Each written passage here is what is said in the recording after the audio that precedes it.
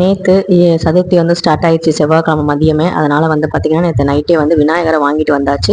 ஆனால் இன்றைக்கி தான் வந்து பார்த்திங்கன்னா முறைப்படி நான் வந்து நல்ல நேரம் பார்த்து அழைக்க போகிறேன்.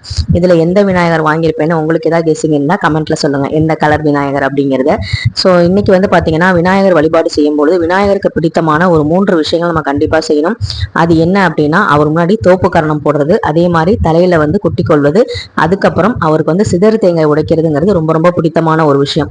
அதனால் அதை 3ஐயும் நீங்கள் உங்களால் செய்ய முடிஞ்சால் இன்னைக்கு விநாயகருக்காக அதை செஞ்சிருவோம். அதுக்கப்புறம் வந்து பார்த்தீங்கன்னா, உலகத்திலேயே முதல் தோன்றின ஒரு உயிரினம் அப்படின்னா அது வந்து அருகம்புல் அப்படின்னு சொல்லப்படுது. இந்த அருகம்புல்லும் எருக்கம்பூவும் விநாயகருக்கு ரொம்ப ரொம்ப பிடித்தமான ஒரு பொருள். இது வந்து கண்டிப்பாக நம்ம வந்து 21 இலைகளால் வந்து பார்த்தீங்கன்னா அருகம்புல்லால் அர்ச்சனை பண்ணுறதுங்கிறது ரொம்ப ரொம்ப விசேஷமானது.